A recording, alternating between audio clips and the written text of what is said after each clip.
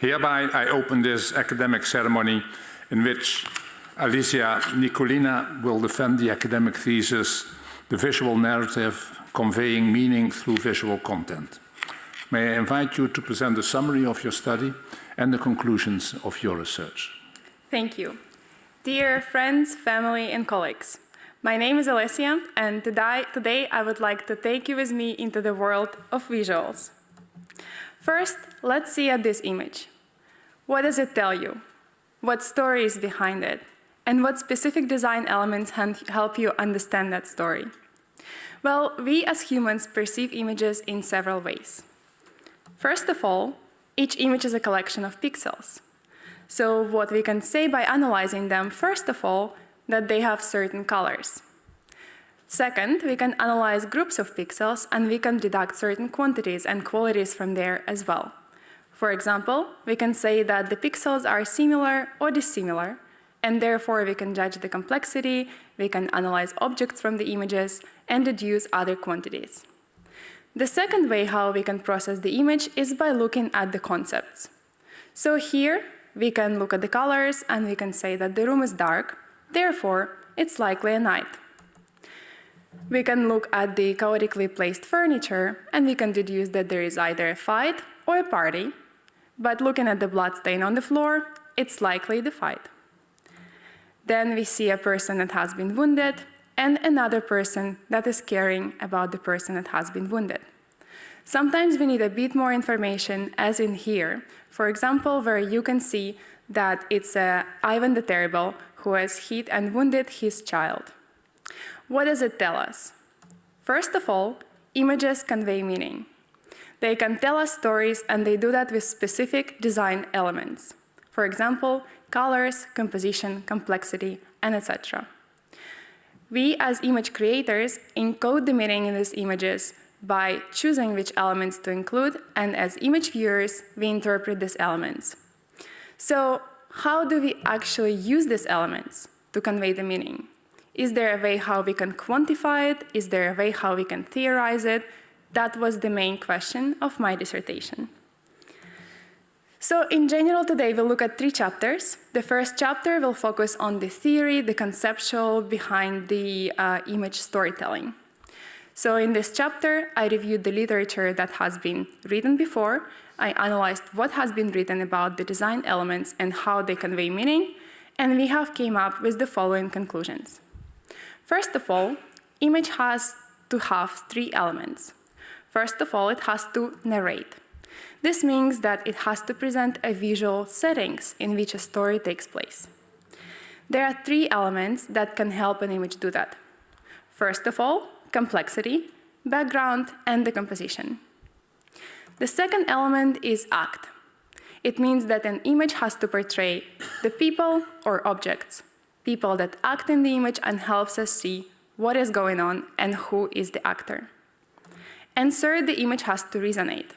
It has to build a suspense, and there are 3 elements that can help an image to do that: realism, dynamism, and taboo. But we have also found out and analyzed how these elements affect consumers. So we have found that all of them result in certain consumer behaviors.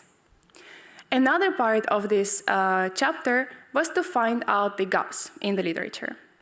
So we found many gaps that we tried to address some of them, and today I will present you 2. We will focus on basic design elements, and we will speak about texture and color. So first we'll speak about texture in the second chapter of my thesis. I would like you to look at this piece of work. This is the Black Square by Malevich, and in this piece of work, all the supremativists try to go beyond the material world. They try to transcend the time and the place. However, the texture of the work, the cracks that you can see and the brush strokes remind you of the opposite.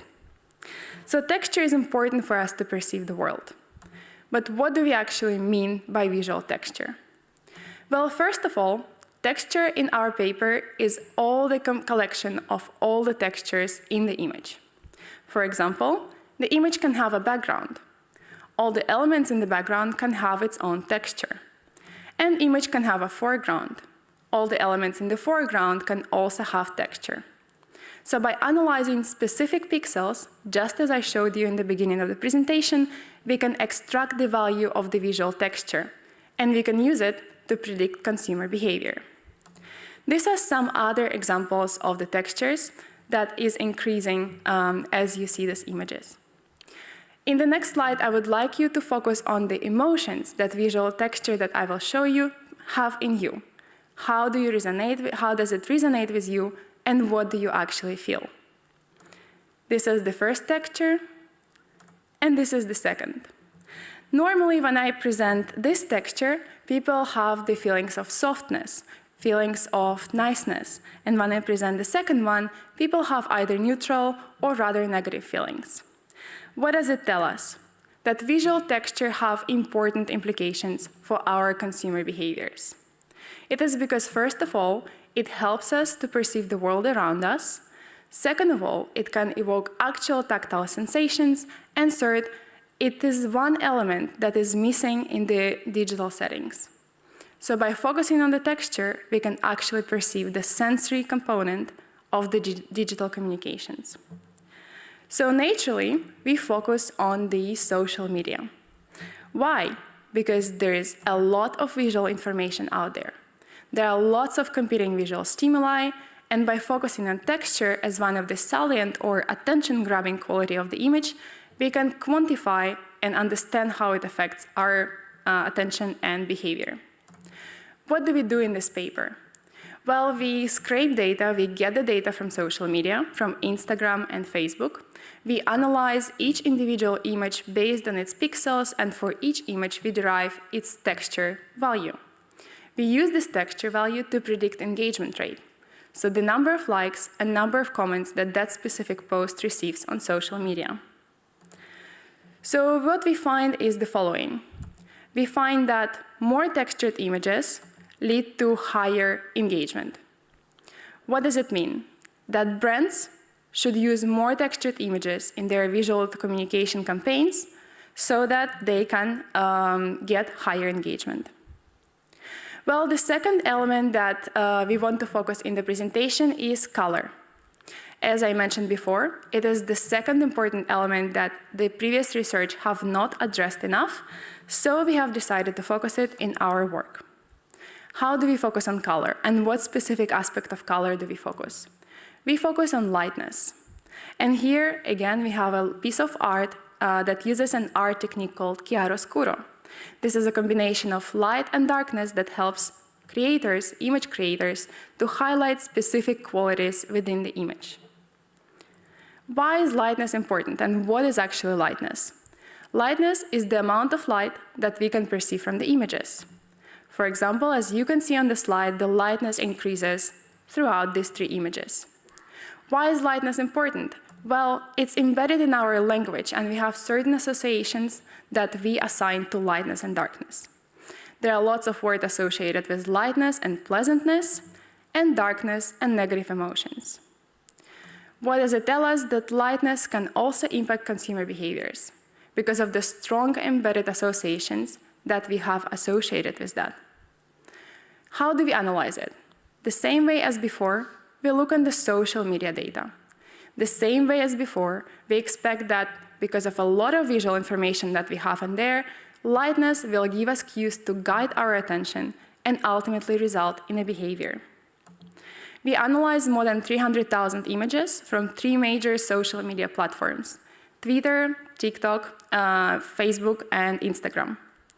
We analyzed this data to predict how lightness affects engagement, and what we find is that darker images actually have higher engagement in us. They make us like the image more, they make us comment on the image more, and ultimately they also have implications for our perception of the visual information. What are the general conclusions of the presentations? First of all, images can tell us stories. They can convey meanings, and there are certain design elements that image creators can use to help image viewer interpret this meaning. They can also guide our engagement, they can guide our behavior, and they can guide our processing. With that, thank you for your attention, and I welcome any questions that you might have.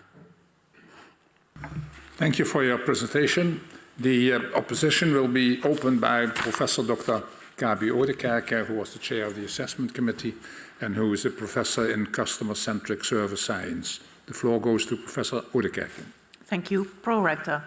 Dear candidates, dear Olesia, congratulations on this wonderful dissertation. I think it's very timely.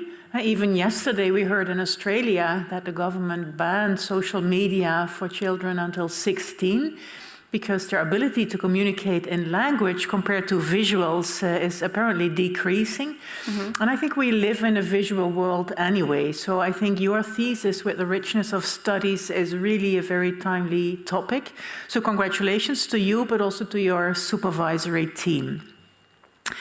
My question is the following. We met at a service conference before, so I gladly consider you as a member and a promising member of our service research, service marketing community. And if I look at how service researchers conduct their research, it's not so visual. So we use surveys, we use interviews, how we do different things, but we probably do not use visuals to gather our data and to communicate with our subjects in a way that probably suits them much better. So my question for you is, based on the findings of your research, what would you advise service research in the research methods they use and how they could benefit from including visuals in that? I look forward to your reflection. Highly esteemed opponent, thank you for your question. The service research is obviously very important, and the first thing I would like to highlight that in the second chapter of the paper, we do look at the differences between the product and service brands. So what we do find is that visual texture in service brand has even higher impact on people. So it means that visual information is important and service researchers should probably integrate it in their work. So how can it be done? First of all, I think there should be things installed in the service points. So for example, we can install certain visual displays and we can manipulate how we present information in there. We can change the interactivity of the things by presenting the display. We can also change the colors, and that's one of the ways how service researchers can integrate visual information in their research. So basically by doing field studies, employing different manipulations of visual data. The second way, of course, is also using social media. There are lots of service brands that are present on social media. They are less present, obviously, than product brands. However, as we have also found out, it is a very important aspect that helps them to reach their customers better. So another thing how service researchers could address it is for sure going to the field online, doing field studies, maybe field experiments with the A/B testing, using ad campaigns, and extract how consumers of service basically perceive this visual information online. Yeah, thank you. I think it sounds very compelling to me, but why are we not doing this? So what are potential barriers of considering these methods if this seems so obvious? Yeah, that is a very good question. So I think that one of the reasons can be for sure that people focus more on the human aspect. They focus on the frontline employees more than the visual information, probably also sensory aspects other than visual data, such as texture, the lighting in the shops, and these are a very established stream of research. I think the visual information might be lacking simply because there is not many researchers that might have skills to manipulate it yet, especially using the field data. So that is one of the directions how the field could grow, by training the researchers that first of all it is important, and second of all that there are very easy ways, especially now given all the AI advances, to do that. Thank you. Thank you. The opposition will be continued by Professor Dr. Sandra Streukens, who was also a member of the assessment committee and whose expertise is in the field of marketing. But she's of Maastricht University, and the floor goes to Professor Streukens. Thank you, Pro-Rector. Dear Olesia, I would like to congratulate you on your doctoral thesis. It's the results of hard work, and you can be proud of the final results. But despite of the high quality, it's my job today to ask you some critical questions. So here we go. I don't know if you have the booklet with you. No. Oh, okay, then you have to listen very carefully. Yes. At the end of your thesis, on page 155 to be very precise, it's the paragraph on societal impact of your work, you state, individual consumers, for individual consumers, the current thesis offers a glimpse into how their decision-making can be influenced by simple marketing techniques. We hope to empower consumers with knowledge that can enable them to make more informed and unbiased decisions. I must admit that sounds intriguing, but how are you planning to achieve this empowerment? And what if the customer indeed knows how we trick him? Doesn't that make your research less relevant? Highly esteemed opponent, thank you so much for your question and for your kind words. I do not think, first of all, that it takes away from our work that we inform consumers how they react to marketing. There are lots of marketing techniques, for example, the pricing, the middle, the anchoring of the pricing that consumers and marketers still use. Both of the sides know that, but it affects us subconsciously, very often. So the whole goal of my work is to give the information to consumers and to the researchers and to the practitioners, and it's up to them either to employ it or not. What I would do as a consumer, knowing the insights of the information, every time that I try to engage with the image, I would pause for a moment and think if it's something that I really want, or is it something that the marketing stimuli just make me do. And how do I plan to do that? So how do I plan to reach the final consumer? Well, first of all, the dissertation is the open paper. So we publish all the papers open access. That's one of the ways. I also use my social media platforms, such as LinkedIn, to inform people about the findings of the work, and of course, going to the conferences and also informing people out there. Okay, thank you. That was my first question. Please feel free to continue with the second question. Yes. Okay, well, I have another question. It's again something in the booklet. You say on the statement leaflet, combining Gen AI with research findings can save money, increase ROI, and help achieve communication campaign goals. Okay?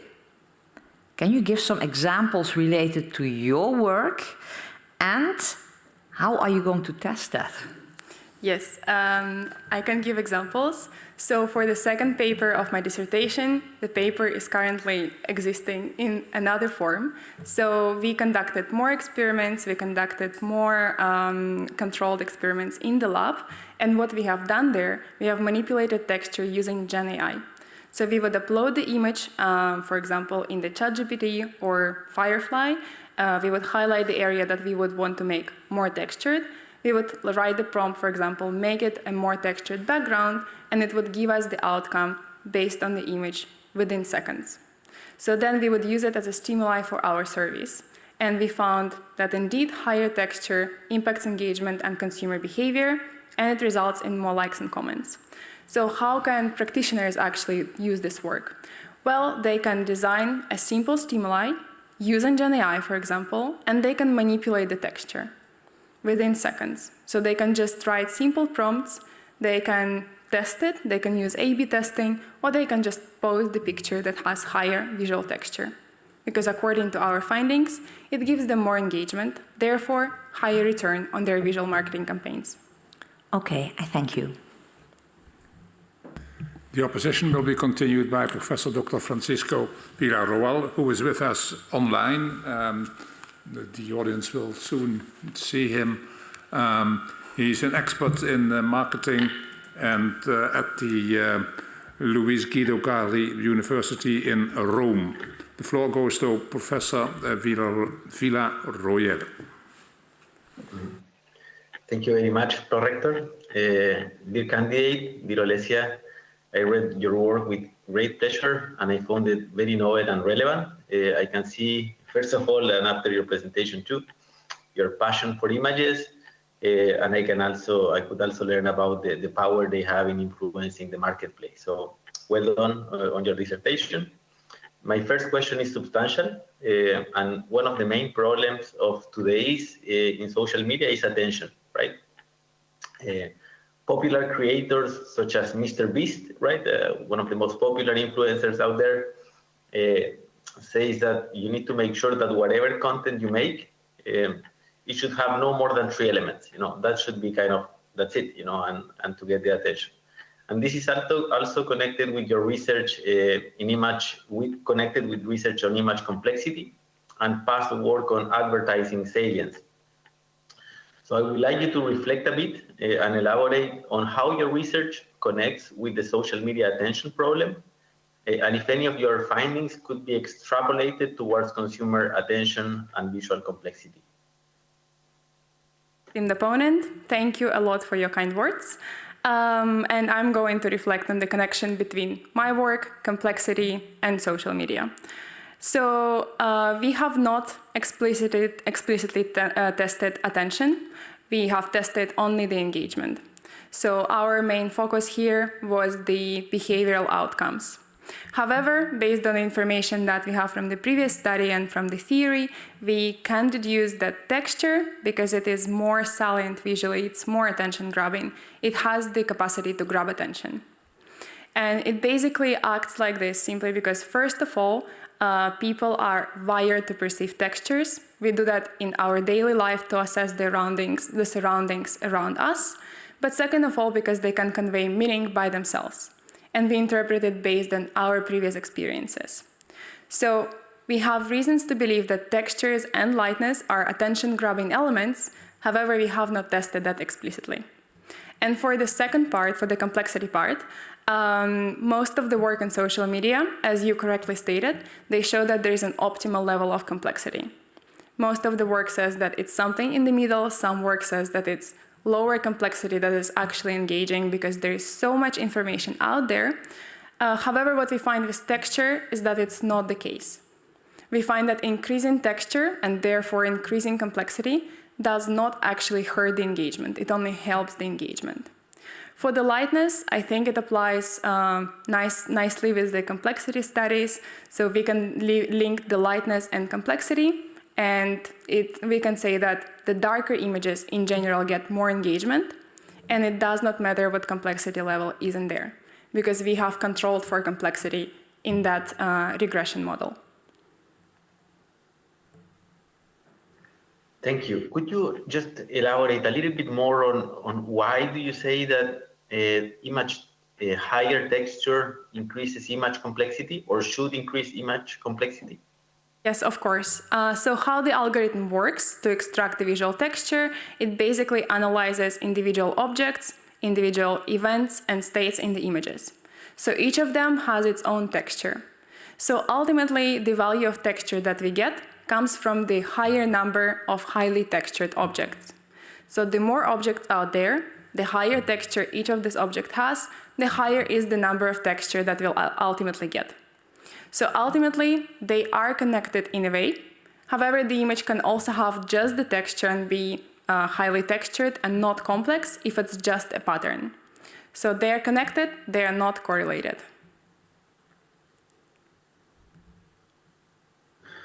Okay, so if I understand well, the complexity as you are seeing it now is as the number of objects, right? Increasing number of objects. But you can also have an image in which maybe there is one object, right? And that image might be complex as well by, having other properties around that single object. Could that happen too? And in that case, would texture add complexity? Yes, so I was speaking about the feature complexity. That's when you simply increase the number of objects and you get a higher complexity number. There is also the design complexity, and I think that's what you refer with one single object. Design complexity is basically when you have some design element that has some metaphors in that. So for example, a shoe that has a cloud underneath. It will be a complex image simply because we need to look at it carefully and we need to interpret what does that mean for us. So it requires a lot of processing capacity just to extract this meaning, and therefore the image is highly complex. So texture, in a way, is only linked to the feature complexity. It is not necessarily linked to the design complexity. Okay, thank you for your response. Thank you. Dr. Kelly Gijskens will continue the opposition. Her expertise is in consumer behavior at this university. The floor goes to Dr. Gijskens. Dear Olesia, congratulations on this outstanding piece of work. You can be proud of it. It's also clear that you're very passionate about the topic when you read through this nice booklet.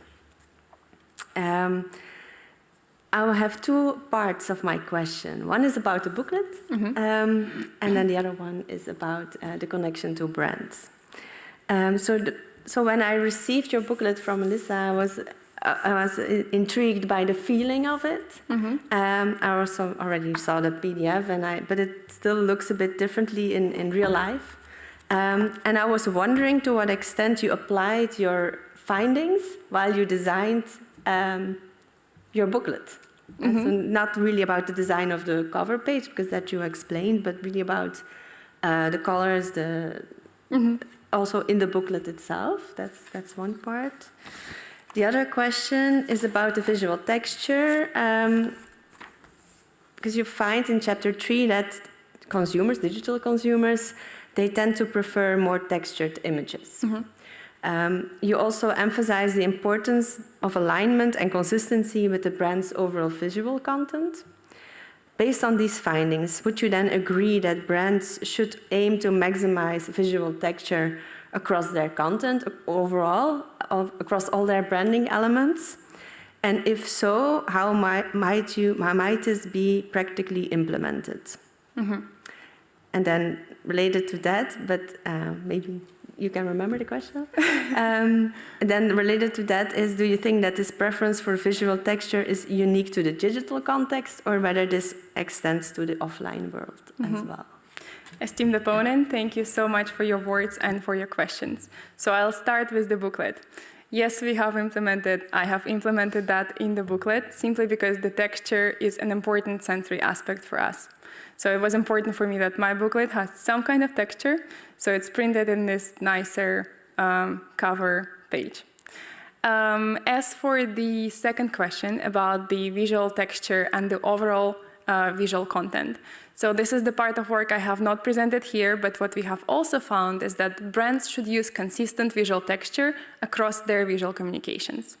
How they can do that? Either using very high or very low visual texture. That results in higher engagement in general.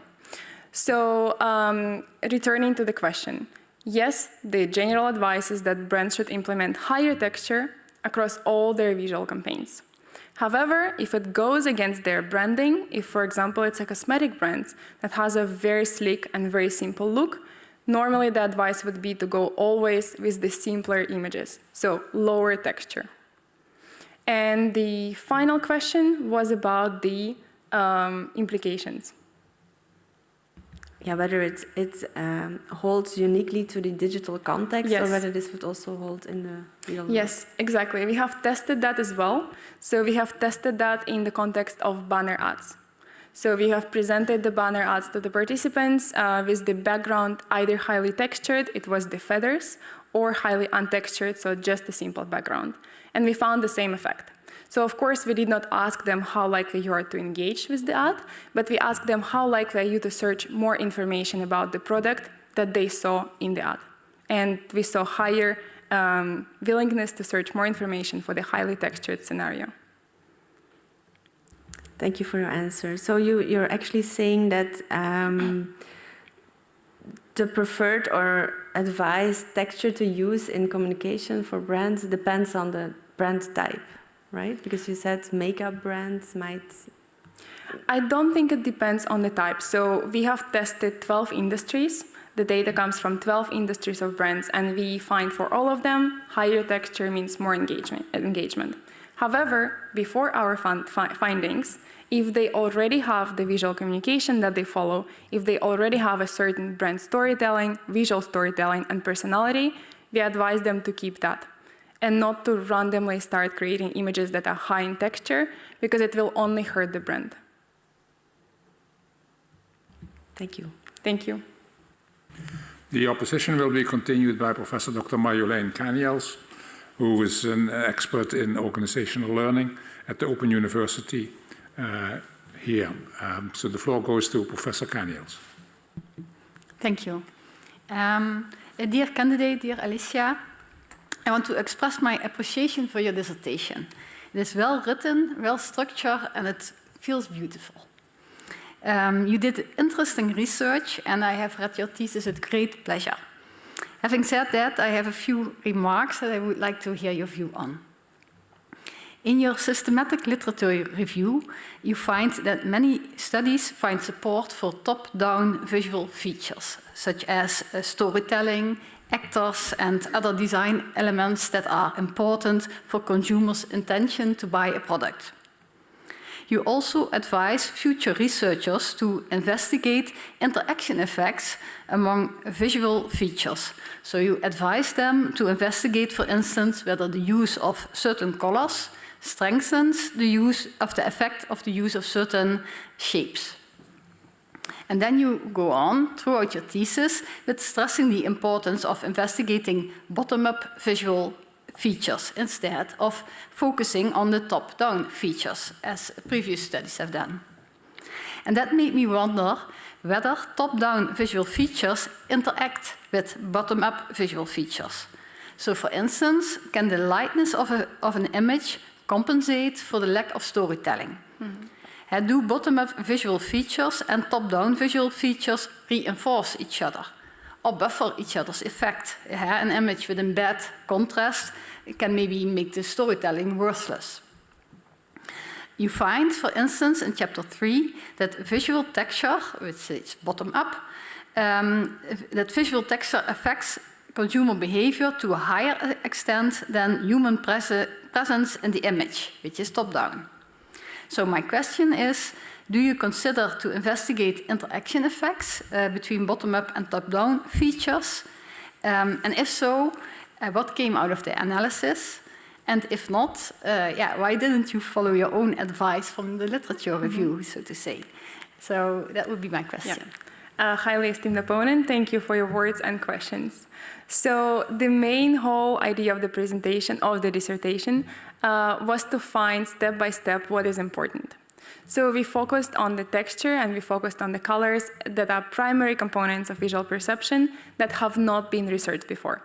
Therefore, we decided that first, that needs to be covered before we can start the interaction effect. That said, we have not yet tested the interaction effects of the visual features, but there are reasons to believe that it is in there. For example, if you have visual texture in a highly dark context, people just cannot perceive the visual texture.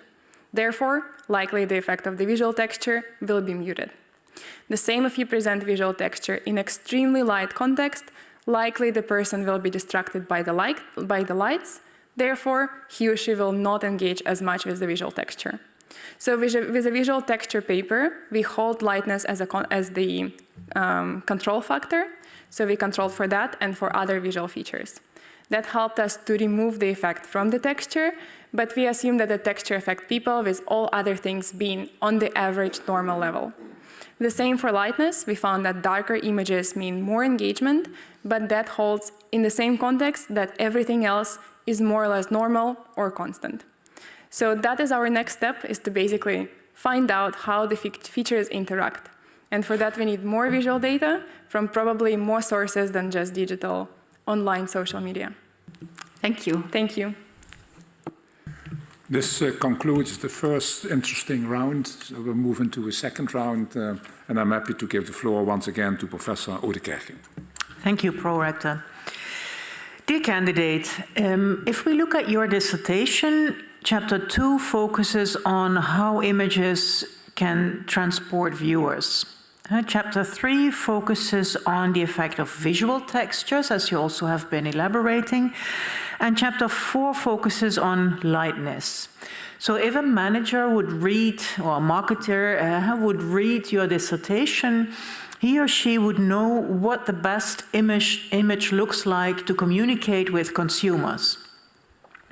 If all marketers know that, and they all use the best image, then it will be very hard to differentiate. So my question to you is this the case? And if so, what would alternatives be then to engage consumers? If this is not the case, why do you think it's not the case? I look forward to your reflection. Thank you very much for the question. So I do think it is the case if everyone follows the advice, because then all the information out there will be the same. There will be no difference, therefore there will be no attention grabbing, as Francisco has said, so we will not engage with images. However, by analyzing the data, and it comes from the top 12 brands, top 60 brands from the industries, we find that they have their own standards, and they follow their own standard and the standard of the industry. They don't look at other industries, nor, I think, they don't take much insights or inspiration from academic work. Therefore, it's our goal to have the results out there so that they can actually use them to build stronger communication campaigns. And it doesn't only go for the digital information, it goes for offline information, as I said, like banner ads, and also hopefully that holds in other contexts as well. Maybe in the service context, in the banners, in the certain displays in the supermarkets, for example. So yeah, I hope that they would follow that, and for that we provide them a very clear, detailed guidelines, especially for the first paper, that is very digestible for practitioners. But given the state in the field, given that they just follow each other and copy each other, I don't think everyone will actually employ these guidelines. So the brand that will employ that likely will get better outcomes than other brands. Yeah, thank you for your reflection so far. If I would summarize that, you basically say it's a lack of knowledge that causes brands to still differentiate based on the standards in their industry, based on the standards of their brand.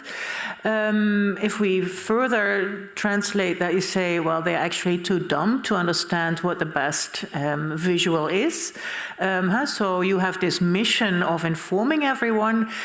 Could we also hypothesize a reason of why those brands consciously do not follow the outcomes of your research?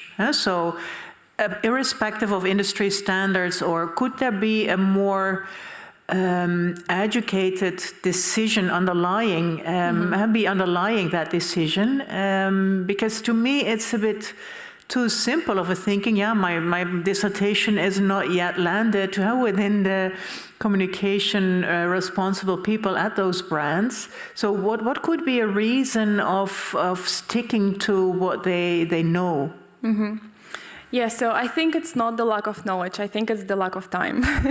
I just think they don't really get out there, they just do what they have always been doing.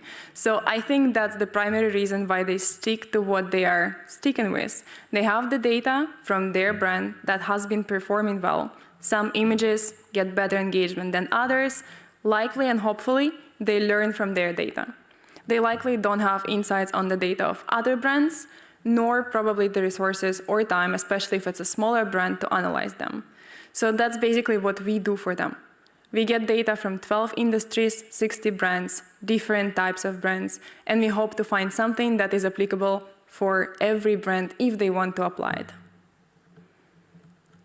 I would hire you as a brand manager. Thank you.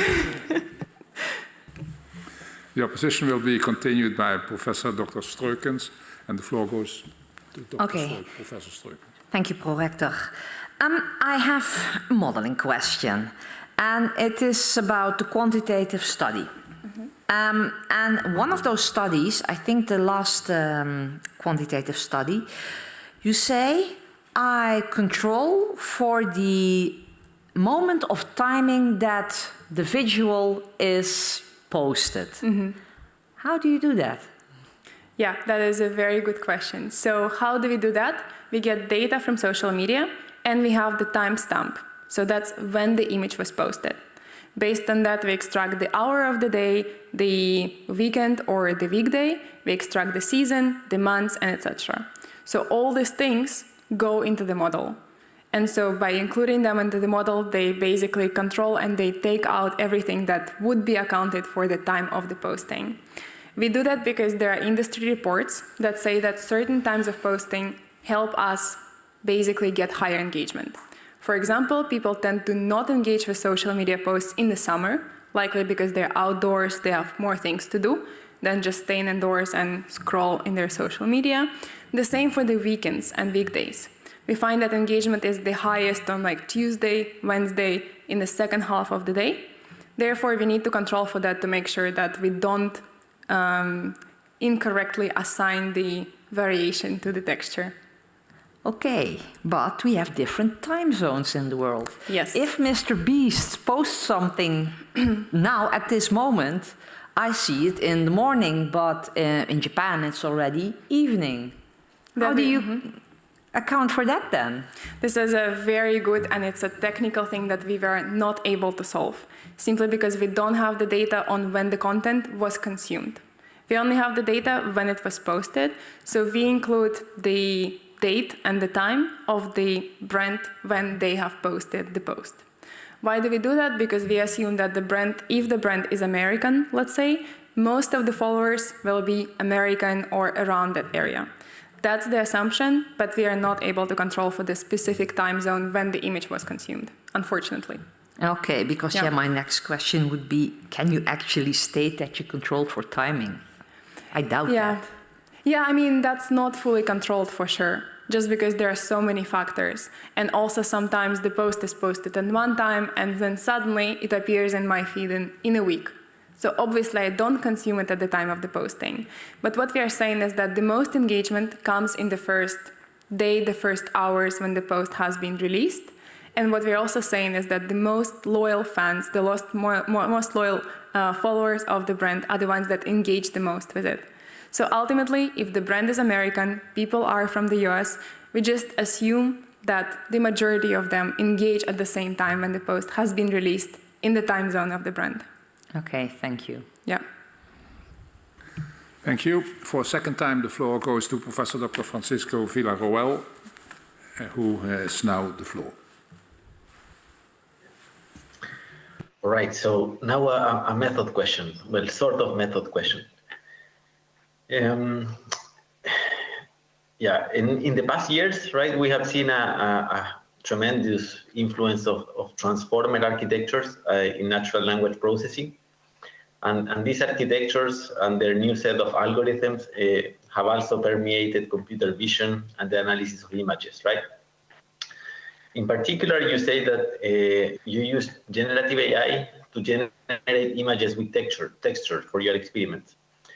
And this also connects with recent research in marketing, which suggests that generative AI can generate better image than actual advertisers, right? And they can sell a little bit more, they can have better aesthetics, etc., and much cheaper, of course, than paying an advertiser.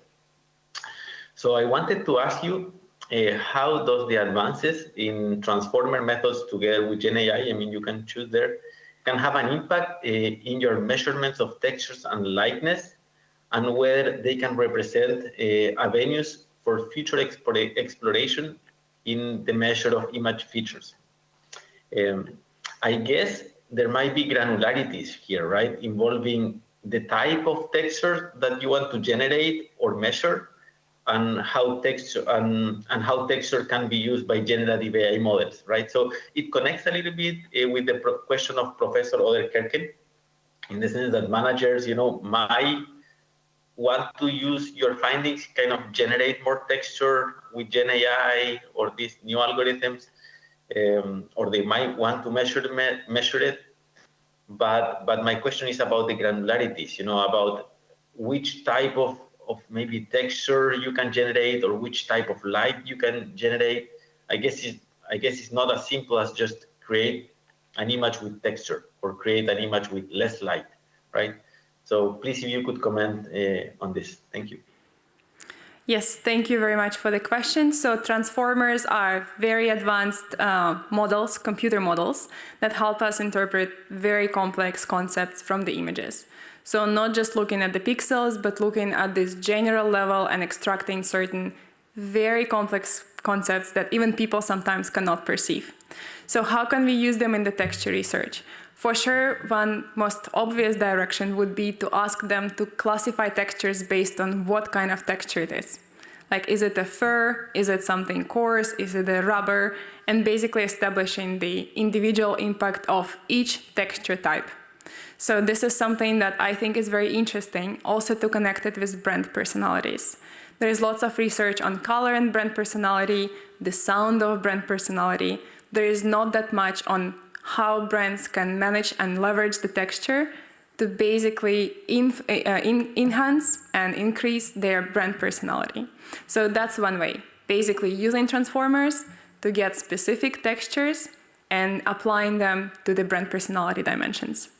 The other thing is a Gen AI, of course, and the Gen AI, I think, offers so many possibilities. Like, first of all, we can code the textures using Gen AI, but we can also obviously generate it. So I think once brands know from the transformers, once they know what texture fits their brand personality and brand archetype the most, they can just ask Gen AI to generate that specific texture in their images. And as you said correctly, it doesn't cost them anything. It costs them probably 10 euros a month to subscribe for the Gen AI, and on that they get unlimited number of images that the designers would cost them several thousand euros a month. Yeah. Did you try different Gen AI apps to generate images with texture? Which one was the one that performed better? Do you have any explanation of why? Yes, I have tried them all. I have tried them all, and in my opinion, it's the Firefly. I do have a paid version, so for me, that one is the one that performed the most for texture. The one that performs the most for people, for the models, is the DALL-E. And for texture, right? So you were able to generate texture with Firefly, but then Yes. types of texture, right? How can you generate how can you, let's say, generate different types of texture, and how does it work? Yeah, it is actually very nice how it works. You just put an image out there, you select the background, and you say, I want you to generate texture. So if you just say generate texture, it actually gives you a lot of insights of how people have been thinking over the past times and how the AI have been trained. Because you get very different textures depending on what the object in the foreground is. Like if you have makeup, you get super textures appealing to females, like something like fur, something like, I don't know, the makeup, the cream texture. When you get something like a car, you get much harder and like much sturdier textures without specifying the texture. But you can also specify what specific type of texture you want to see in there. So for example, you can put an image out there and say, produce the texture of the cracked paint. And it will generate the texture of the cracked paint on the background. So it depends on you. If you want to leave the room for exploration, you just ask it to put the texture out there. If not, you specify what kind of texture you want to see. Very interesting. Maybe there you have a room for a let's say managerial venture, having an app that creates different types of texture depending on the social media image. So interesting. Thank you. Thank you. The opposition will be continued by Dr. Gijskens, so I give the floor to her. Thank you. So a bit related to what Francisco was saying, nowadays pictures are seem to be perfect, right? We also expect pictures to be perfect, and when a picture is not that perfect, you also see it as more authentic, right? Mm. So that made me think to what extent this visual texture or lightness can be indicators of picture quality, and whether they can be seen as proxies for the professionalism, the credibility, or the authenticity of the company or the brand or the photographer of the picture. And it made me also think of some research, some prior research that showed that when you're taking a picture with the intention to share it, you actually enjoy the experience less because you're concerned on how you look. And that also relates a bit to chapter 2, I think. So can you reflect a little bit on how you see these things related to your findings, whether they can be seen as factors that are important, and whether you controlled for them or how you could control for them if you didn't do it? Yeah. Yes, so we have not controlled for that, but how they can be related is, of course, the texture of our skins have texture. So when we take an image and we polish the texture of the skin, it decreases the visual texture. So what we also found and what we have done with the data, we have tried to see the interactive effect of the texture and the skin, because I think that was an advice that we got either in the conference or from you in the first round of defense. And what we have seen that it also holds. So basically, more textured skin means more engagement. And I think that goes to the authenticity, because that means that you haven't used the filters, you haven't used the makeup, or you haven't used some other applications to smoothen your skin. So through that, we could say that higher texture in the skin could indicate higher authenticity of the picture. That was not the main outcome, so we have not tested or included that in the paper, but that's just something that we saw in the unstructured data. And following up on that, so you test in chapter 4 with lightness, you test utilitarian and hedonic products. And you don't really argue for why you do that. I suppose it's because of generalizability, but it made me wonder, would you expect to have a different impact independent of what you found? Would you a priori expect differences between hedonic and utilitarian products? If yes, no, what would you expect? And if no, why did you test them then explicitly? Yes, that's a very good question. So we tested it for the generalizability, for sure, but we did expect to see some differences. Why? Because there is research on darkness in luxury that says that darker images of luxury brands get more engagement, better attitude, and the brands are actually perceived as more luxurious.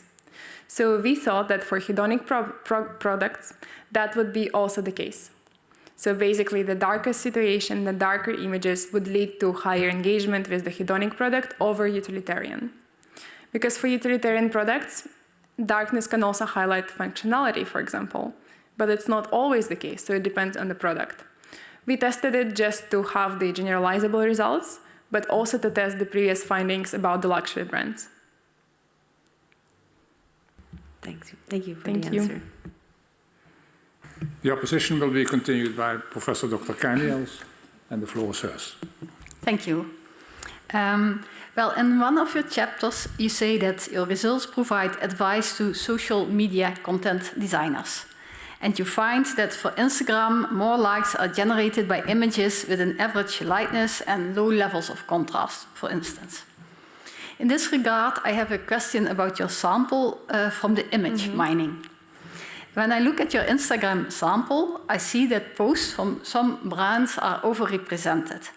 These are prominent brands, maybe mainly associated with cosmetics and luxury products, such as Dior, Chanel, Gucci.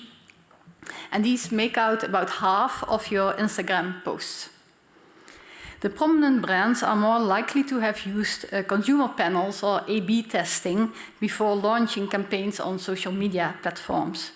So the images in one half of your database are likely the result from what consumer panels have already marked as likable posts. So my question is, did you try to find out whether these big brands use these consumer panels or A/B testing? And is it possible to check whether there are differences in the images of brands that use pre-testing versus brands that do not use pre-testing? I think you can do that with your data, because the other half of your Instagram data consists of brands which are much less well known and without a clear brand image, such as Ajovi and Clorox. I have never heard of those. So their social media posts may not have gone through this pre-selection. So if the luxury brands indeed use pre-testing, how would that influence the results of your study? And would that change your advice to social media content designers to use the A/B testing? Yes, great question. So 2 comments here. So first, how did we get the brands that we got in the data set? We got them from the most prominent brands on social media based on the Gartner IQ rating. So what does it mean? That indeed they're the most prominent brands with the highest following in their category. Why did we do that? Why did we not get the lower brands or the bottom brands, for example? We think that these brands will basically set the standard for the industry. That because they have budget, because they have money, they probably have done some testing of their images, So other brands will likely just follow them. So they will do what they have done. They will do the same designs, they will do the same storytelling techniques as the main competitor in the industry. So that's probably explains a bit about the sampling. There can be the problem that we basically bias ourselves. There's a self-selection bias in there because brands also always post the images that they expect will get the highest engagement. That's why we test for the endogeneity. That's why we control for that in the models. So supposedly that has to remove this effect. On the other note, in the controlled experiments, we also test for the brands that don't exist. So for the brands that people don't know.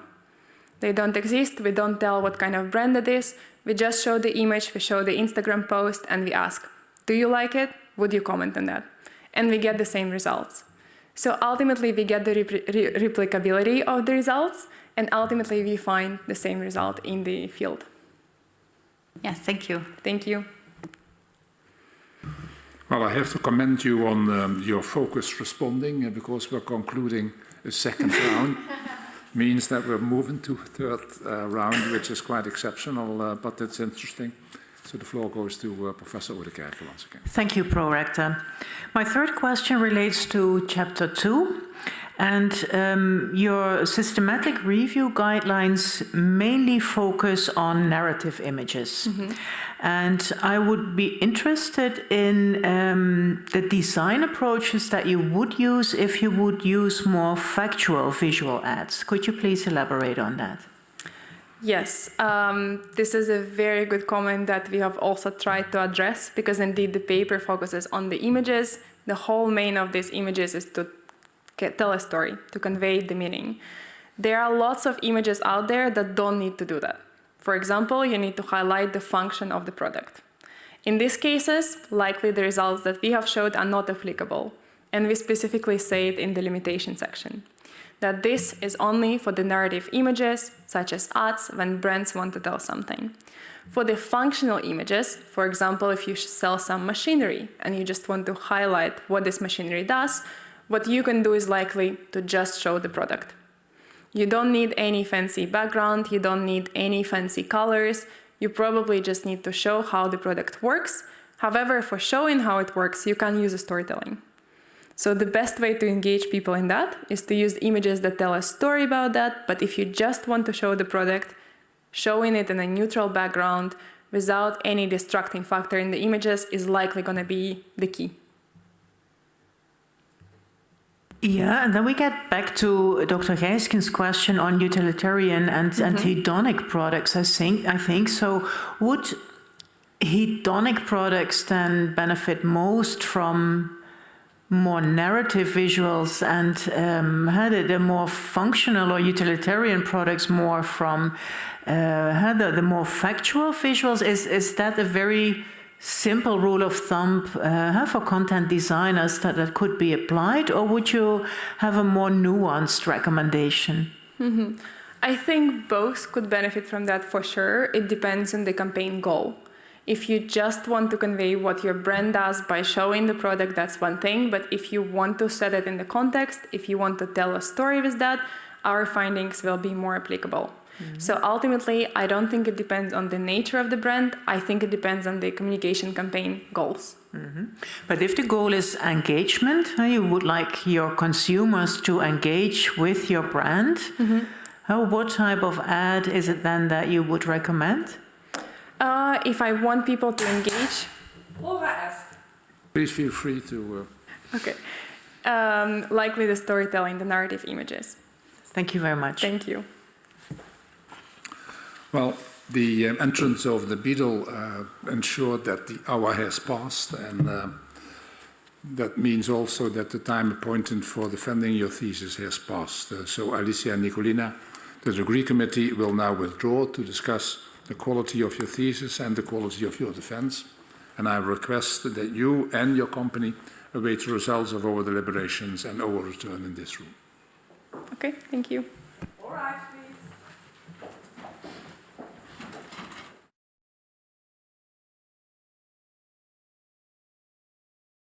The PhD defense has now ended. The degree committee will debate the candidate's performance behind closed doors This process usually takes about 10 minutes.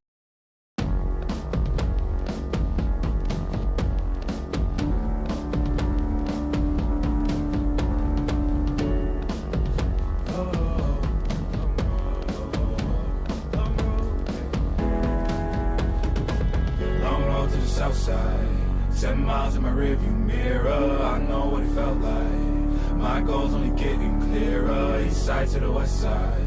No place like home. If it's questions that you've got, go the extra mile and die.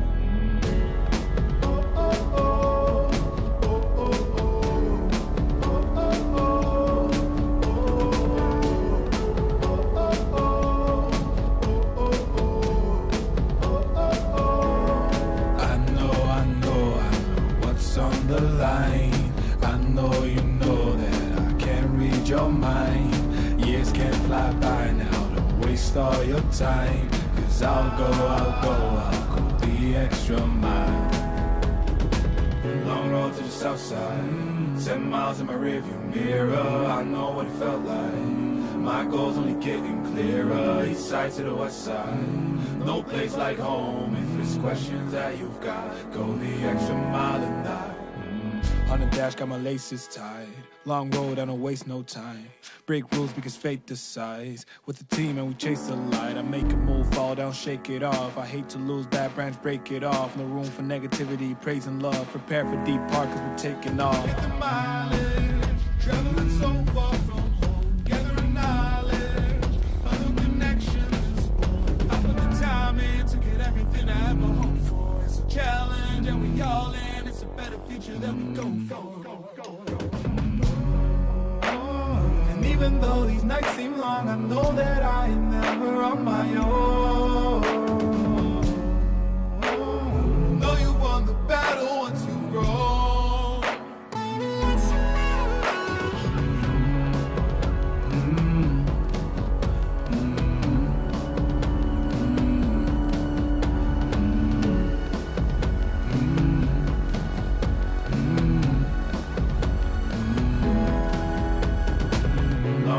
South side, 10 miles in my rearview mirror. I know what it felt like. My goals only getting clearer. East side to the west side. No place like home. If it's questions that you've got, go the extra mile and die. Long road to the south side, 10 miles in my rearview mirror. I know what it felt like. My goals only getting clearer. East side to the west side. No place like home. If it's questions that you've got, go the extra mile and die.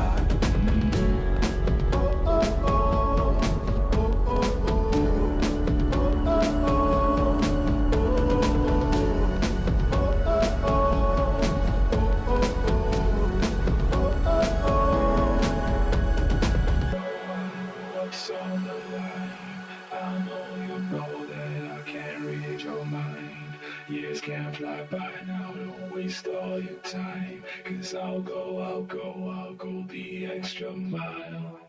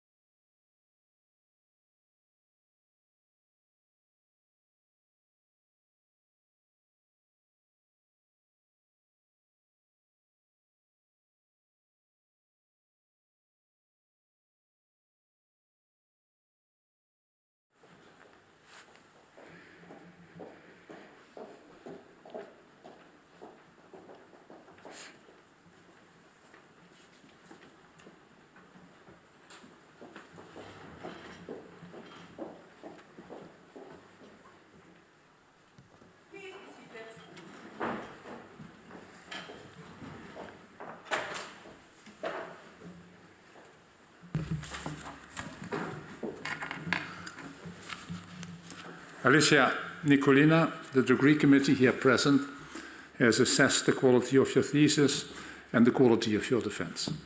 And in view of its positive verdict and taking into account your previous qualifications, the degree committee has decided to grant you the degree of doctor. Professor Lemming is authorized to confer upon you this academic distinction in accordance with Dutch university custom, and I invite your supervisor to now take the floor. All right, please.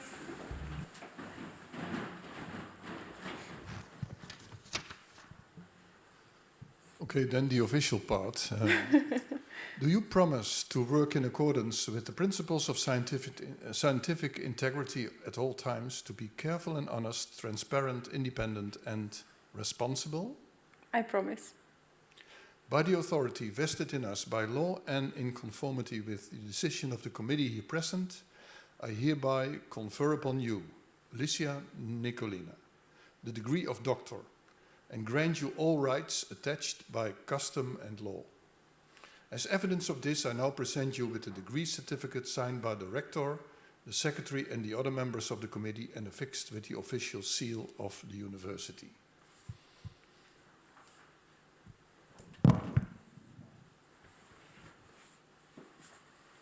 Okay, congratulations.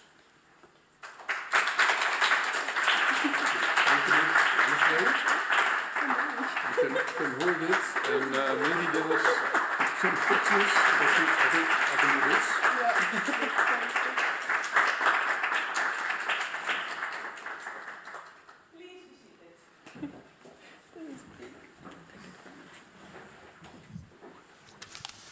The floor goes again to both supervisors, Professor Lemming and Professor Van Riel. And as this is, of course, a double degree, Allard, the Professor Van Riel, is also here present, of course, to do a part of the laudatio.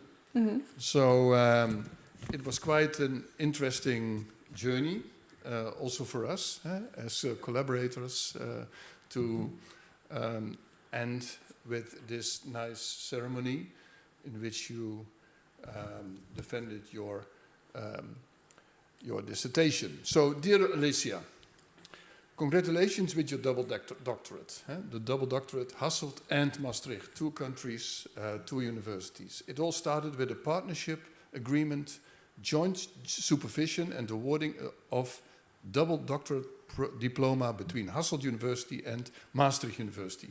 That's the official title of the agreement between the rectors of both universities. So, how did it all start? Yeah, how did it all start? When you graduated from the Master of Management program in Hasselt, I was in touch with a small marketing and branding consultancy company, which was called Remarkable. Well, actually, it was called Opmerkelijk, that had the intention of facilitating and supporting a PhD project. And I had spotted Olesia as a good candidate while she wrote a remarkable master thesis under my supervision. And I remember traveling with Olesia to Beverlo, where the head office of Remarkable is located. The branding company, however, was mainly interested in a person who could do research in Dutch and Dutch text analysis, and therefore it was decided that the project was not for Olesia. Nonetheless, with a background in fine arts, economics, experience in market analytics and text mining, I believed that she was well prepared for a PhD. When some leftover money from a previous project was actually returned to me, I thought of a plan to create a full PhD position for her. And I thought the money was only sufficient for half a project, which is when Jos came into the picture, my supervisor. So it's a family thing. Yeah. At that time, Jos was looking for a research assistant with the skills Olesia possessed. And we trusted that over time we would be able to find a budget to finance the other half of the projects. Yeah, and in these years before 2020, we were thinking within the department also about the convincing power of images. Convincing power, more and more People refer to images also in social media, but also in daily life. And especially in social media, communication tended the information provision and also communication increasingly visual.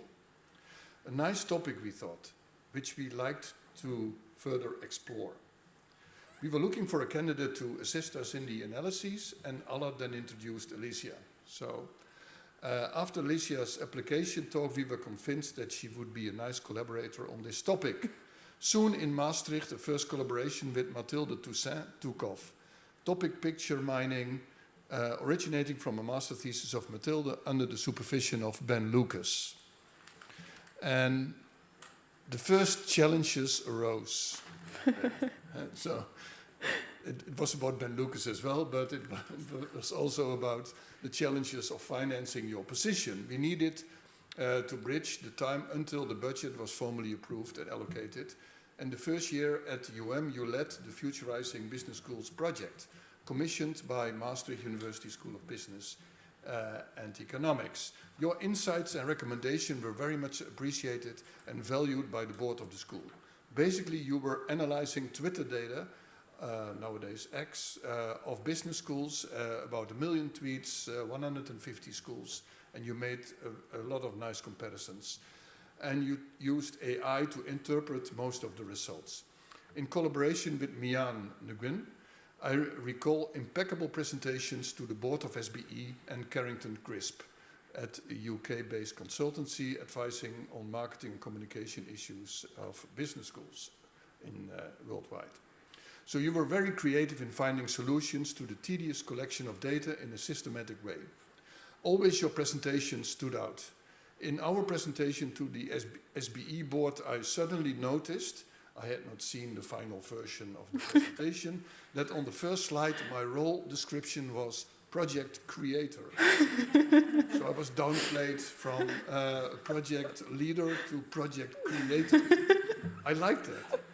It was new to me, and never before I was a creator. Mian was the data scientist and Olesia the project manager. Indeed, you took the lead and made it happen. This all sounded promising for the PhD position, and our confidence was growing.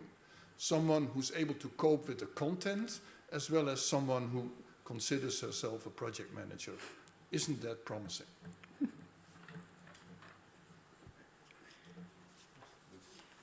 That's complicated. So glasses on while you have a hat on. But soon thereafter there was a surprise. Hasselt would finance the full double degree position. In the meantime, however, you had submitted a research proposal to FWO, which is the Belgian NWO, and she got a very prestigious grant.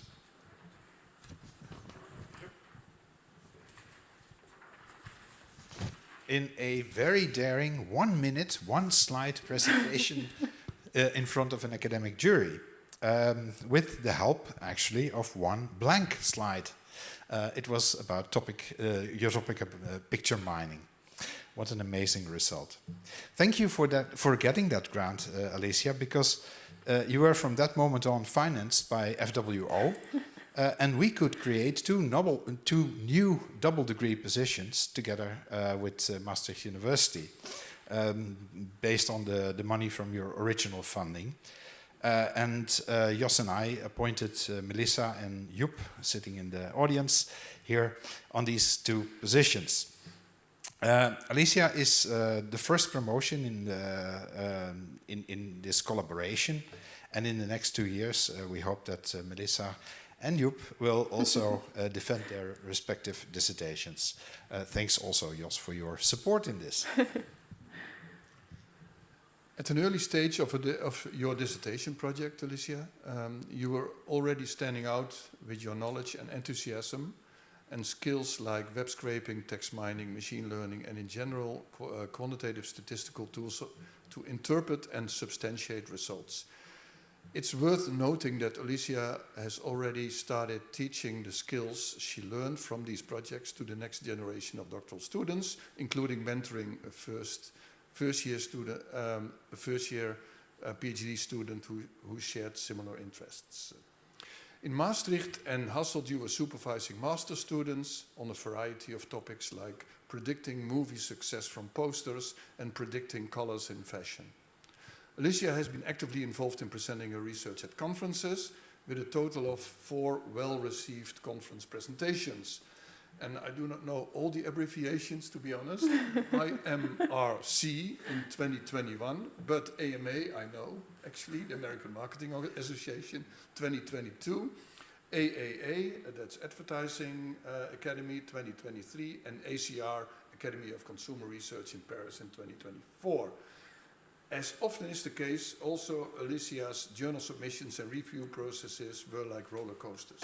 She managed the process in a professional way, and as we speak, this has resulted in a high-quality journal of advertising publication, and the GEMS submission is underway. We were very happy and grateful to get the FWO grant, which, as indicated before, is pretty prestigious. It definitely helped to smoothen the PhD process and in successfully finishing this project. Olesia, your double degree required a collaboration between 2 universities, and this in itself deserves some explanation. Whereas every self-respecting university has elaborated a very detailed procedure for obtaining the degree, no university is the same. This resulted in innumerable misunderstandings and misconceptions, as both universities, of course, speak their own language and use their own terminology, which is sometimes conflicting. They have their own jargon. In that sense, I can confirm that we also learned a lot during the process. You may not be aware of all the background disputes that were occurring between the administrative departments of the 2 universities, and wherein I tried to play the role of a translator and mediator and really try to keep you out of it. Nonetheless, of course, you have experienced a little taste of that challenge in the past week when you Hasselt decided that they wanted a different cover page on the already printed dissertation. Well, let me know how it ended after this. I'm still in the process. You're still in the process. Okay. Well, something must also be said about the various collaborations during the project. You had a research stay in Boston, obtained many valuable inputs from Dhruv Grewal over your shared meals. And also, of course, the involvement of Martin Wetzels, who is sick today, was, of course, very important. He's a highly regarded co-promoter, and he also, without doubt, contributed to the high quality of the thesis. Martin was helping you to find your way in the quantitative approaches and the positioning of your work. Yeah, and then something about Olesia as a person. Some personal reflection, and I came across a secret actually, and she has a secret passion, and she was open about it in her acknowledgements in the dissertation, and it's also the reason that she is also interested in texture in pictures, in my humble opinion. She feels comforted with flurry, soft textures, right? Apparently worthwhile to study. Even a complete chapter in your dissertation is dedicated to these textures. My theory about you choosing textures as a research topic is the furry presence of Hazel. Yes. the dog, right? And what do passions do with you? I guess you go nuts with Hazel. During your PhD time, you lived in Hasselt and later Vienna and traveled a lot from Hasselt or Diepenbeek. It was Diepenbeek, right? Was both. Both, okay. To Hasselt, to Maastricht and back. Olesia was always there when she was needed for students and research matters, and she always found a way to stay in touch, even in COVID times. Besides the arty skills, we were also impressed by your technical skills, scraping data and from a diversity of sources. And you were always well prepared, thinking ahead of the possible remarks and questions, and you always had backup slides or additional information or analyses. On the teaching front, Olesia had made a significant impact on the students at Maastricht University as well Hasselt University. She has successfully taught both introductory courses such as Introduction to Business Management and more advanced technical courses like Market Research. Your teaching evaluations have consistently been high and highly positive, and it's evident that you generally enjoys teaching, and your students appreciate you and your teaching approach. Finally, I would like to highlight a prestigious recognition Olesia has received, which exemplify her qualities as a doctoral student. For example, and this is the last page, for example, in recognition of her dedication and ability, Olesia was nominated for the 2023 AMA SHED Consortium at BI in Oslo, the business school in Oslo. That's only a few people are selected, or PhD students are selected for that event, and you were among them. Based on my overall experience with you, I can confidently say that you possess a unique combination of excellent research capabilities and effective classroom skills. I believe you would be a valuable colleague for any institution that would hire you. And ESCP Business School Madrid did hire you, and I think they made a very good choice. Also taking into consideration the excellent presentation of today, the committee present was very, very positive about your presence, your focused answers and to the point answers, and how you managed the process. So I would like to, Allard and me, we would like to thank the members of the committee, Professor Oudekerken, also Professor Bruggen. She unfortunately could not be here because she's ill. Professor Marjolein Kaniels, Dr. Kelly Gijskens, Professor Sandra Streukens, and Professor Francisco Villaruel. And of course, thank you, Pro-Rector, for chairing this. And congratulations, everyone, family and friends, and especially your partner, Daniel. So it was great to we think it was great to have supervised you. Congratulations once more. Thank you.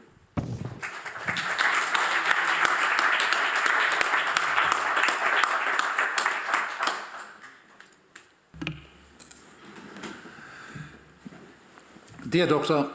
Nikulina, also on behalf of Maastricht University, I congratulate you, your family, your friends, and your supervisors with the degree you have acquired, and also a thank you to the members of the degree committee who have contributed not only today but also earlier as being a member of the assessment committee. Before closing, I would like to give Professor Villarreal, because he's still present online, an opportunity to congratulate you, and then he stays around for another 2 minutes because we'll take a picture with him on the background, etc.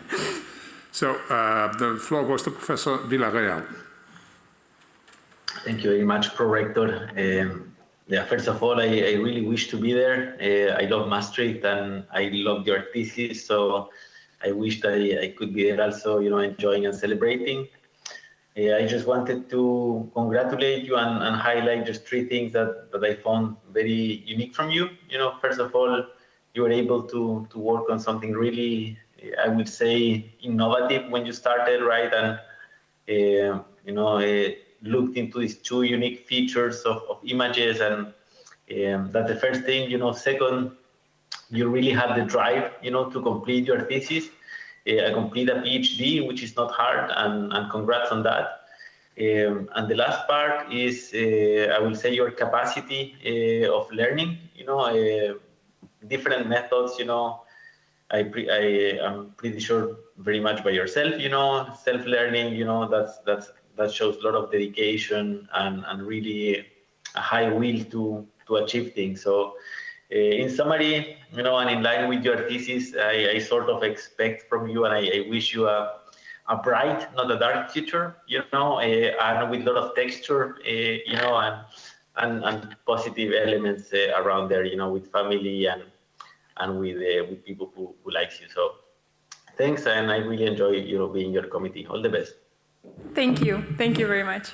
With these positive wishes for your future, and I would like to close the session, and we're now all present to take pictures, because also the university would like to have pictures with you on it. So Yes. thank you. Thank you very much.